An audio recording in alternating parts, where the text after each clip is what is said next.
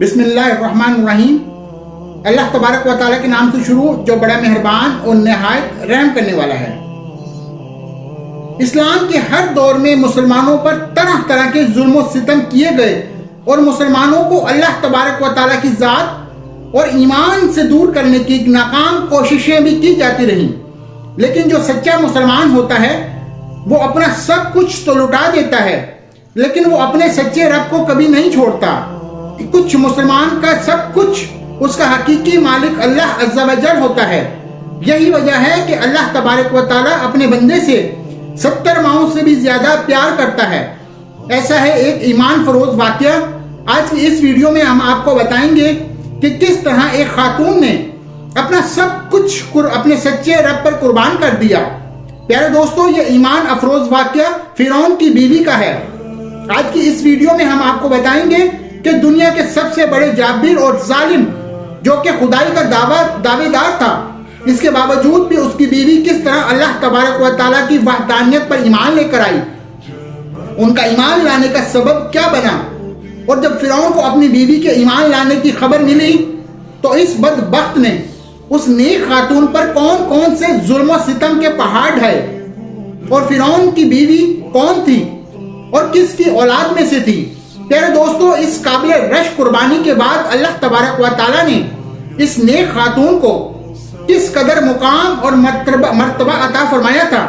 پیارے دوستو، فرعون کی بیوی جن کا نام حضرت آسیہ رضی اللہ تعالیٰ عنہا تھا، یہ بادشاہ مصر ریان بن ولید کی اولاد میں سے تھی، اور یہ ریان بن ولید وہی بادشاہ تھا جو حضرت یوسف علیہ السلام کے دور میں بادشاہ مصر تھا، اور یہ خوش نصیب بادشاہ حضرت یوسف علیہ السلام پر ایمان لے آیا تھا۔ فرعون کی بیوی حضرت آسیہ رضی اللہ تعالی عنہا انتہائی حسین اور جمیل خاتون تھی، کیونکہ یہ خاتون بادشاہ کی اولاد میں سے تھی۔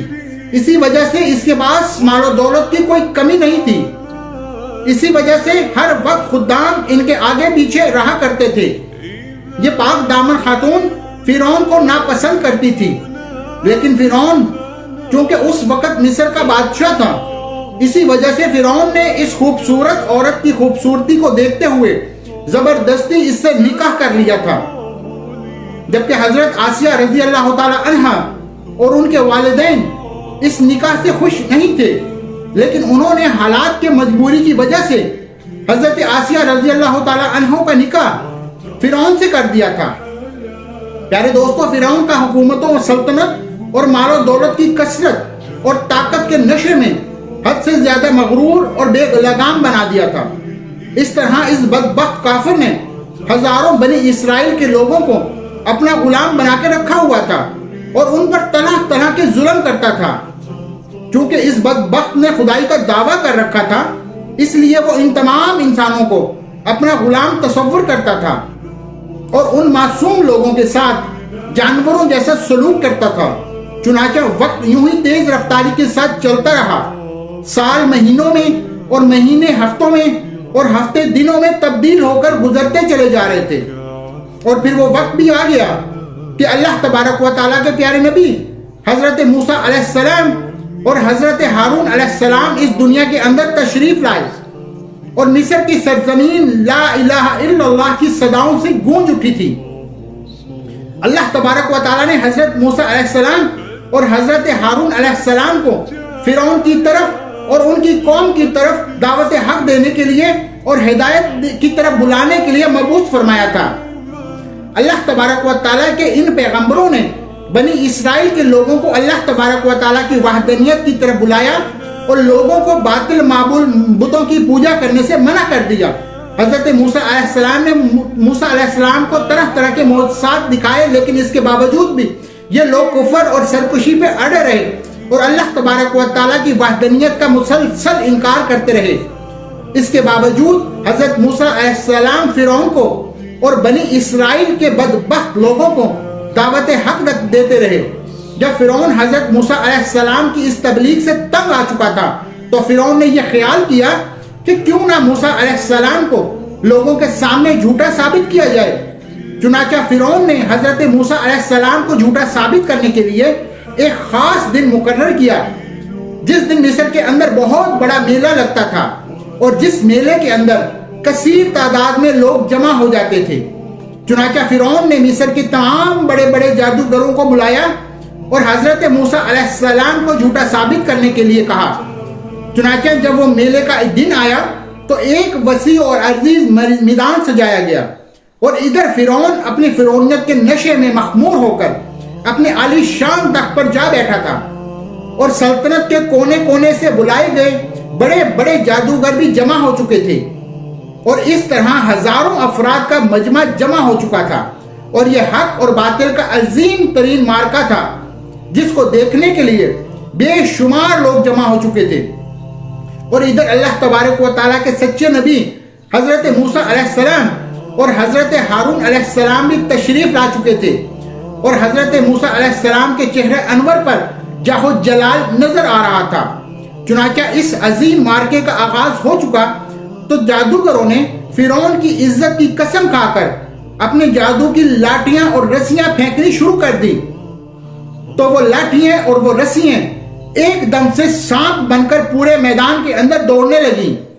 इन सांपों को देखकर पूरे मजमे के अंदर खौफ व हिरास फैल गया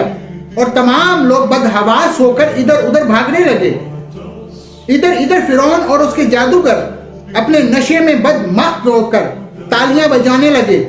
और इस मंजर को देखकर खुश होने लगे। और उधर अल्लाह तबारक व तआला ने अपने प्यारे पैगंबर हजरत मूसा अलैहिस्सलाम को अपना आसा मुबारक फेंकने का हुक्म दिया। तो उस वक्त हजरत मूसा अलैहिस्सलाम ने अल्लाह तबारक व तआला के हुक्म की तकमील करते हुए अपना आसा मुबारक को उन सांपों के हजूम में डाल दिया। चुनाचे देखते ही देखते हजरत मूसा अलैहिस्सलाम का वो आसा एक खौफनाक और हैबतनाक अजदहा बनकर नमूदार हो गया जिसने जादूगरों के तमाम छोटे छोटे सांपों को निगल लिया। हक और बातिल का ये अजीम और शान मौजज़ा देखकर जादूगरों के दिलों में ईमान का नूर चमक उठा था और तमाम जादूगर अल्लाह तबारक व तआला की बारगाह में सजदे में गिर गए और तमाम जादूगर अल्लाह तबारक व तआला की वहदानियत की तस्दीक की और अल्लाह तबारक व तआला की सच्ची ज़ात पर ईमान ले आए। चुनाचे जब हजरत मूसा अलैहिस्सलाम के इस अजीम और शान मौजज़े और जादूगरों के ईमान लाने की खबर हजरत आसिया रजी अल्लाह तआला अन्हो तक पहुंची तो उस वक्त हजरत आसिया रजी अल्लाह तआला अन्हो के दिल में भी फौरन हक का नूर चमक उठा था और इस तरह हजरत आसिया रजी अल्लाह तआला अन्हो अल्लाह तबारक व तआला की वहदानियत पर ईमान ले आई। लेकिन उनका ईमान लाना इतना आसान न था क्योंकि वो एक जाबिर और जालिम और खुदाई के दावेदार बदबख्त हुक्मरान की उस वक्त बीवी थी और हजरत आसिया रजी अल्लाह तआला अन्हो के दिल में ये भी डर था कि अगर फिरौन को मेरे इस ईमान का पता चल गया तो वो जालिम बादशाह मुझ पर जुल्म और सितम के पहाड़ डाल देगा और अपने जुल्म की तमाम हदें पार कर देगा। लेकिन इसके बावजूद भी हजरत आसिया रजी अल्लाह तआला अन्हो ने अपना सब कुछ अल्लाह के तबारक व तआला की जात पर छोड़ दिया और अल्लाह तबारक व तआला की वहदानियत पर ईमान ले आई। इब्तिदा में हजरत आसिया रजी अल्लाह तआला अन्हो ने अपने ईमान को किसी पर जाहिर न किया था। कुछ अरसा यूं ही गुजरता रहा और फिर एक दिन ऐसा भी अजीबोगरीब वाकया पेश आया कि जिस वाकये के बाद हजरत आसिया रजी अल्लाह तआला अन्हो के दिल में फिरौन के लिए मजीद गजब की आग भड़क उठी थी और हजरत आसिया रजी अल्लाह तआला अन्हा फिरौन से मजीद नफरत करने लगी थी और फिरौन के मुसलमानों पर किए जाने वाले जुल्म और सितम हजरत आसिया रजी अल्लाह तआला अन्हो के लिए नाकाबिले बर्दाश्त बन गए थे। चुनाचे वो इबरतनाक वाकया कुछ यूं पेश आया कि फिरौन की बेटी की एक खादमा थी जो फिरौन की बेटी के सर में कंघी किया करती थी। एक दिन उस खादमा के हाथ से कंघी गिर गई तो उस खादमा ने बिस्मिल्लाह पढ़कर उस कंघी को उठा लिया। उस वक्त फिरौन की बेटी ने इन कलिमात को सुन लिया था और फिरौन से जाकर उस खादमा की शिकायत कर दी कि वो खादमा आपके अलावा किसी और को खुदा मानती है और वो आपके अलावा किसी और की इबादत करती है। ये बात सुनकर फिरौन लालो पीला हो गया था और उसने गजबनाक होकर उस खादमा को अपने दरबार में बुलाया और उस खादमा के ईमान लाने की हकीकत दरियाफ्त की कि आखिरकार वो किस को खुदा मानती है। और फिरौन और उससे कहने लगा क्या तुम मेरे अलावा किसी और को खुदा मानती हो? तो उस वक्त उस खादमा ने फौरन जवाब दिया کہ ہاں میرا اور تیرا رب اللہ عز و جل ہے، وہی وحدہ لا شریک ہے اور اس کے علاوہ اس کا کوئی شریک نہیں ہے۔ چنانچہ خادمہ کی یہ بات سن کر فرعون اس پر مزید غضبناک ہو گیا۔ چنانچہ فرعون نے اس خادمہ کو اور ان کے معصوم بچوں کو کھولتے ہوئے تیل میں ڈال دیا اور ان کو شہید کر دیا۔ یہ خوفناک اور دل خراش منظر اس وقت فرعون کی بیوی بھی دیکھ رہی تھی۔ اسی دوران اللہ تبارک و تعالیٰ کی قدرت کے جلوہ گری ہوئی اور اللہ تبارک و تعالیٰ نے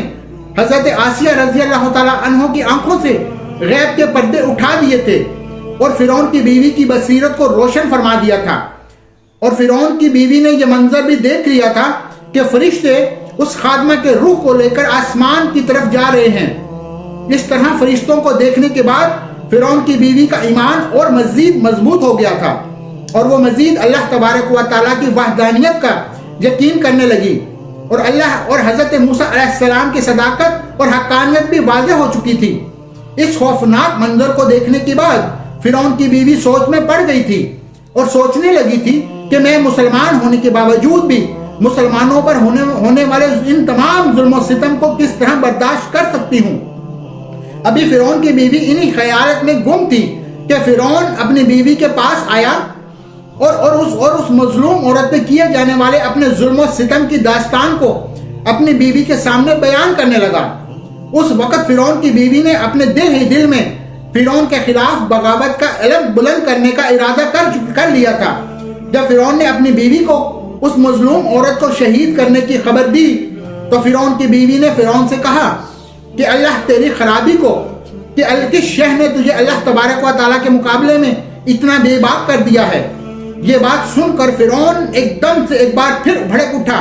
اور اپنی بیوی سے کہنے لگا کہ تجھے بھی اسی جنون نے آ لیا ہے جس جنون کے اندر وہ خادمہ مبتلا تھی۔ چنانچہ اس کے جواب میں فرعون کی بیوی نے فرعون سے کہا کہ مجھے کوئی جنون نہیں آیا، میں تو اس خدا وحدہ لا شریک پر ایمان لا چکی ہوں جو میرا اور تیرا اور تمام جہانوں کا سچا رب ہے۔ اس طرح اس بہادر خاتون نے کھلم کھلا فرعون کے سامنے اپنے ایمان کا اظہار کر دیا۔ فرعون اپنی بیوی کی بات سن کر حیران اور پریشان رہ گیا، اور فرعون شروع میں بغیر کسی ظلم و ستم کے اپنی بیوی کو سمجھانے کی کوشش کرنے لگا، اور پھر فرعون نے اپنی بیوی کو ایمان سے دور کرنے کے لیے ان کے والدین کو بھی بلا لیا اور ان کو دھمکی دینے لگا کہ اگر تمہاری بیٹی نے حضرت موسیٰ علیہ السلام کے خدا کا انکار نہ کیا تو ضرور یہ موت کا مزہ چکھے گی۔ چنانچہ حضرت آسیہ رضی اللہ تعالیٰ عنہ کے والدین نے تنہائی کے اندر حضرت آسیہ رضی اللہ تعالیٰ عنہ کو سمجھانے کی کوشش کی، لیکن حضرت آسیہ رضی اللہ تعالیٰ عنہ کا ایمان چونکہ بہت مضبوط ہو چکا تھا، اسی وجہ سے انہوں نے ان کی بات ماننے سے انکار کر دیا، اور حضرت آسیہ رضی اللہ تعالیٰ عنہ اپنے والدین سے کہنے لگی کہ میں اللہ تبارک و تعالیٰ کی وحدانیت کا انکار نہیں کر سکتی، بے شک وہ سچا رب ہے۔ چنانچہ جب فرعون کا یہ حربہ بھی ناکام ہو گیا تو اس وقت فرعون نے اپنی بیوی کو طرح طرح کی اذیتیں دینے کا فیصلہ شروع کر دیا تاکہ یہ اپنے ایمان سے دور ہو جائے اور مجھ کو خدا ماننے لگے۔ پیارے دوستو، روایت میں آتا ہے کہ فرعون کے حکم سے حضرت آسیہ رضی اللہ تعالیٰ عنہ کو طرح طرح کی اذیتوں کے اندر مبتلا کر دیا گیا، حتیٰ کہ حضرت آسیہ رضی اللہ تعالیٰ عنہ کے ہاتھوں اور پاؤں میں میخیں لگا کر دھوپ کے اندر سورج کی طرف منہ کر کے لٹا دیا گیا، اور آپ کے سینے کے اوپر چکی کا بھاری بھرکم پتھر رکھ دیا گیا تاکہ آپ ہل نہ سکیں۔ لیکن ان تمام تر تکالیف اور مصائب کے باوجود بھی حضرت آسیہ رضی اللہ تعالیٰ عنہ کے ایمان کے اندر ذرہ برابر بھی کوئی کمی نہ آئی، بلکہ ان تمام تر تکالیف کے باوجود بھی آپ کے ایمان کے اندر مزید اضافہ ہوتا چلا گیا۔ چنانچہ جب فرعون نے ان تمام تر تکالیف کے باوجود اپنی بیوی سے ایمان سے پھرنے کا کہا تو حضرت آسیہ رضی اللہ تعالیٰ عنہ نے بڑا ہی ایمان افروز اور ایمان کو تازہ کرنے والا ایک جواب دیا، جس سے فرعون کا گھمنڈ خاک میں مل کر رہ گیا تھا، اور فرعون حضرت آسیہ رضی اللہ تعالیٰ عنہ کے ایمان اور ہمت کے آگے گھٹنے ٹیکنے پر مجبور ہو گیا تھا۔ چنانچہ حضرت آسیہ رضی اللہ تعالیٰ عنہ نے ارشاد فرمایا کہ اے دشمن خدا اور ظالم انسان، تو میرے وجود پر تو قادر ہو سکتا ہے، لیکن میرا دل اللہ تبارک و تعالیٰ کی پناہ میں ہے۔ اگر تو میرے جسم کے ہر حصے کو بھی کاٹ دے تب بھی میرا عشق اور ایمان اللہ تبارک و تعالیٰ کی بارگاہ میں بڑھتا چلا جائے گا۔ اسی دوران جب حضرت آسیہ رضی اللہ تعالیٰ عنہا پر ظلم و ستم کے پہاڑ گرائے جا رہے تھے تو حضرت موسیٰ علیہ السلام وہاں سے گزرے، تو حضرت موسیٰ علیہ السلام سے حضرت آسیہ رضی اللہ تعالیٰ عنہ نے پوچھا کیا میرا رب مجھ سے راضی ہے؟ تو حضرت موسیٰ علیہ السلام نے ارشاد فرمایا اے آسیہ رضی اللہ تعالیٰ عنہ، آسمان کے فرشتے تیرے انتظار میں ہیں اور اللہ تبارک و تعالیٰ تیرے ایمان اور تیرے کارناموں پر فخر فرماتے ہیں۔ آپ اللہ تبارک و تعالیٰ کی بارگاہ میں سوال کریں، آپ کے ہر حاجت پوری کی جائے گی۔ اس وقت حضرت آسیہ رضی اللہ تعالیٰ عنہ نے اللہ تبارک و تعالیٰ کی بارگاہ میں یہ دردناک دعا کی، اے میرے پروردگار، میرے لیے اپنے پاس جنت میں ایک گھر بنا اور مجھے فرعون اور اس کے ظلم سے نجات دے اور مجھے ان ظالموں سے نجات بخش۔ ادھر جب فرعون نے حضرت آسیہ رضی اللہ تعالیٰ عنہ کو ایمان سے دور کرنے کی تمام تر کوششیں کر لی اور ہر کوشش کے اندر ناکامی کا سامنا کرنا پڑا، تو اس وقت فرعون نے حضرت آسیہ رضی اللہ تعالیٰ عنہ کو شہید کرنے کا فیصلہ کر لیا، اور آخری حربے کے طور پر فرعون نے اپنے کارندوں سے کہا کہ ایک بہت بڑی چٹان لے کر آؤ، اگر یہ چٹان لے کر اپنے ایمان پر قائم رہتی ہے تو یہ چٹان اس پر گرا دینا، اور اگر یہ ایمان سے پھر جاتی ہے تو پھر یہ میری بیوی ہے۔ پیارے دوستو، اس خوفناک منظر کے وقت جہاں ایک طرف تو زندگی ہے اور دوسری طرف موت کھڑی ہے، تو اس وقت حضرت آسیہ رضی اللہ تعالیٰ عنہ نے آسمان کی طرف نگاہ اٹھا کر دیکھا تو جنت کے اندر اپنا سفید موتیوں والا محل نظر آیا، جس سے آپ کا ایمان مزید بڑھ گیا اور اسی حالت میں آپ کی روح پرواز کر جاتی ہے، اور اس کے بعد آپ رضی اللہ تعالیٰ عنہ کے جسم مبارک پر وہ چٹان گرا دی جاتی ہے، اور وہ چٹان ایسے بدن پر گرتی ہے جس میں روح ہی نہیں ہوتی۔ اس دردناک واقعے کے دوران جب فرعون اپنی بیوی پر طرح طرح کے ظلم کر رہا تھا، اس وقت اللہ تبارک و تعالیٰ نے اپنے فرشتوں کو حضرت آسیہ رضی اللہ تعالیٰ عنہ پر مقرر کر دیا تھا، اور وہ فرشتے حضرت آسیہ رضی اللہ تعالیٰ عنہ پر سایہ کیے ہوئے تھے اور ان کو جنت کے اندر اپنا مقام دکھا دیا تھا، جس کی وجہ سے حضرت آسیہ رضی اللہ تعالیٰ عنہ کا ایمان مزید مضبوط ہو گیا تھا اور فرعون کی تمام تر مصیبتوں کو آپ بھول گئی تھی۔ اس طرح حضرت آسیہ رضی اللہ تعالیٰ عنہ نے دنیا کی تمام تر تکالیف اور مصیبتوں کو برداشت کیا، لیکن اللہ تبارک و تعالیٰ کی وحدانیت کو نہیں چھوڑا، اور پھر اللہ تبارک و تعالیٰ نے حضرت آسیہ رضی اللہ تعالیٰ عنہ کو وہ مقام عطا فرمایا جو مقام آج تک کسی کو نہیں ملا۔ حضرت آسیہ رضی اللہ تعالیٰ عنہ جب جنت میں جائیں گی تو اللہ تبارک و تعالیٰ ان کو یہ نعمت عطا فرمائیں گے کہ وہ جنت میں حضور پاک صلی اللہ علیہ وسلم کی زوجہ محترمہ ہوں گی، اور اللہ تبارک و تعالیٰ ان کا شمار حضور صلی اللہ علیہ وسلم کے ازواج مطہرات میں فرمائیں گے۔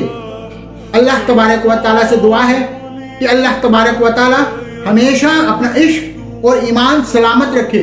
اور حضور صلی اللہ علیہ وسلم کی محبت کے اندر جینا مرنا نصیب فرمائے۔ دوستو، یہ تھی وہ واقعات، یہ تھی وہ باتیں جو کتنی سخت اور کتنی مشکل میں ان عورتوں نے آزمائی، ان عورتوں کے اوپر بہائی گئی کہ تم کسی نہ کسی طرح اسلام کو چھوڑ دو، لیکن وہ عورتیں اسلام پر ثابت قدم رہی، اور ایک آج ہم ہیں اور جنہیں ہم آزادی سے ہم نماز پڑھ سکتے ہیں، ہم روزہ رکھ سکتے ہیں، اللہ کی اور حضور صلی اللہ علیہ وسلم کی تعلیمات پر عمل کر سکتے ہیں، لیکن ہم آج ان سب باتوں کو بھلا چکے ہیں۔ ہم ان سب باتوں سے آج اس طرح سے غافل ہو چکے ہیں جیسے یہ ہمیں باتیں صرف ایک عجیب سا خواب ہی لگتی ہیں۔ دوستو، آج ہم یہود و نصارہ کے ان رسم و رواج کو اڈاپٹ کرتے ہیں جو وقتی طور پہ تو ہمیں بہت اچھے لگتے ہیں، بہت سکون آتا ہے، ہمیں بہت ان میں مزہ آتا ہے،